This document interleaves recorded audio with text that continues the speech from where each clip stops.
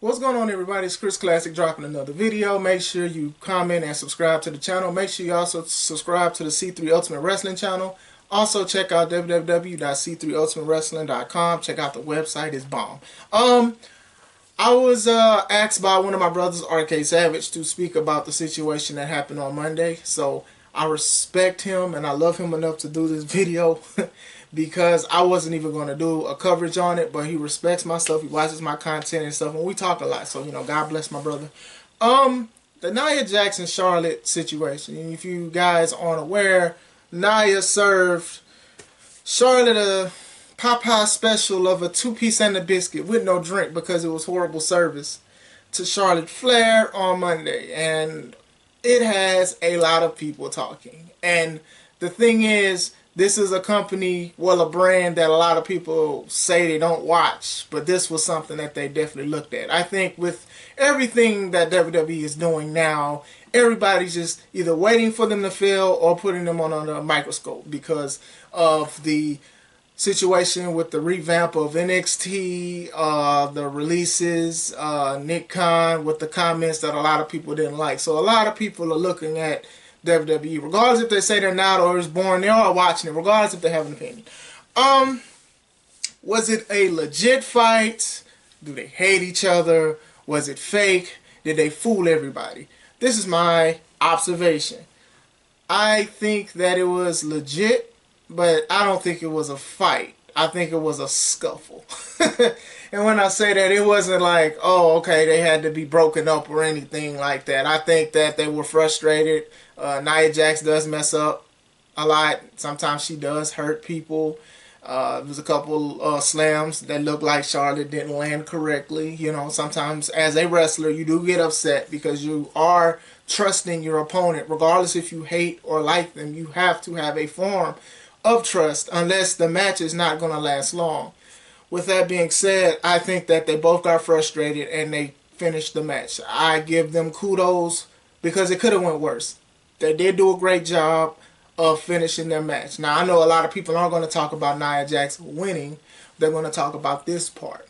So, like I said, I don't think it was... I think it was just a small scuffle, small misunderstanding, big mishap, whatever. I don't think it was a fight. There are reports that they were cool afterwards, and I believe it. Like I said, I don't really like going through reports because people just do anything to get views and clickbait.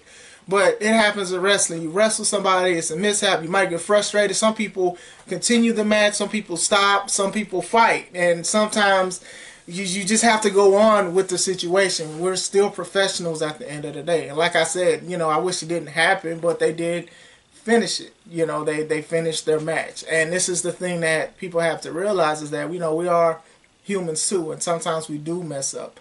And sometimes accidents or miscalculations happen. Now, a lot of people are very, very, very critical on Nia Jax because she has a history of hurting herself and also hurting others in the ring.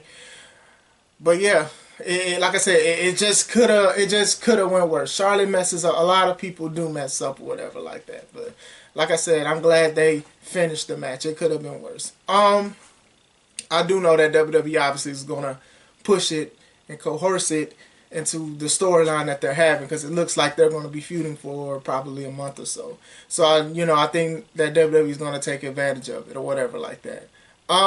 Another thing that I thought was legit was Titus O'Neil. Like, that was a good example when he tripped the first time. I don't think he did that on purpose when he was, what was it, World's Greatest Royal Rumble? Now, that was hilarious. Now, I really do think that this man just tripped on nothing and almost hurt himself going under the ring.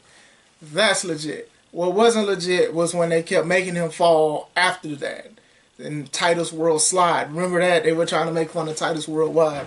All of that stuff. So these are the things that you gotta think about. With wrestling, a lot of people debate.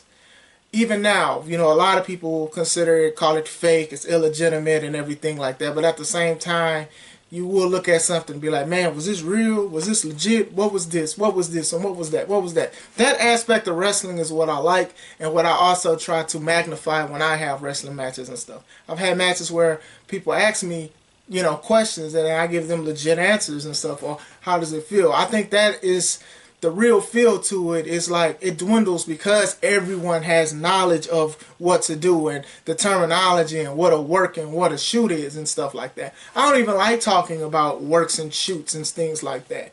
But it's just the reality of wrestling, unfortunately. I don't have to give in and speak to everything and everything I know about wrestling and stuff like that. These are just small black table talk. I wish I could show you the black table.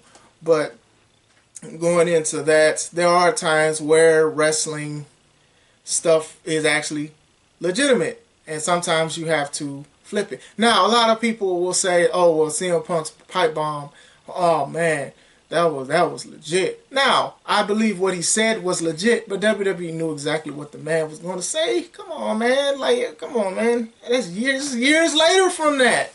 Come on, man. Like, we gotta stop, you know. And was it passionate? Yes. See, this is the thing with wrestling.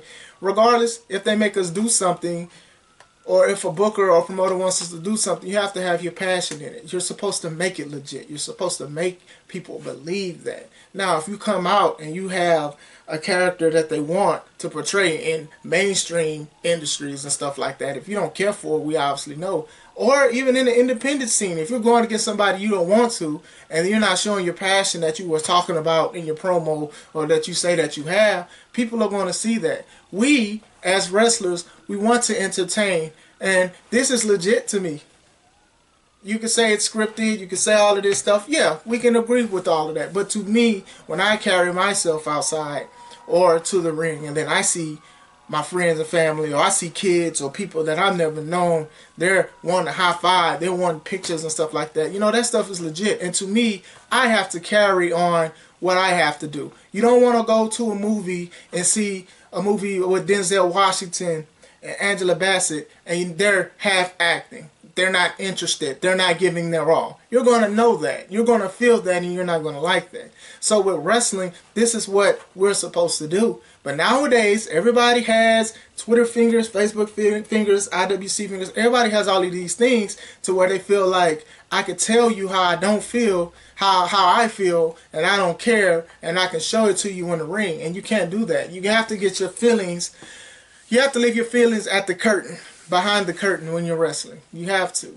Because mishaps like stuff like that happens. You know, I don't know if either Nia or Charlotte was upset or anything like that before they got into it, but these kind of things do happen. But we as performers and professional, and I use that loosely because, man, it's dwindling on the professional world. I hope nobody takes it personal, but it's definitely the truth. It really is the truth.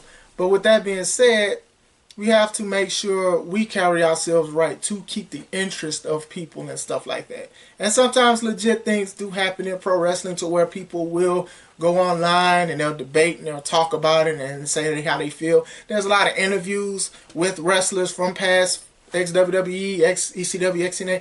All of these guys, they're like giving their all. They're telling everybody how they felt in the company because they no longer work with them, or they're taking a break from them and stuff like that. So, you know, you can hear the passion between the wrestlers inside and outside of the ring. Now, as far as the Nia and the Charlotte thing goes, I do feel like WWE will promote it and promote it. Just like when Nia was talking about my hole. That's just WWE. My opinion.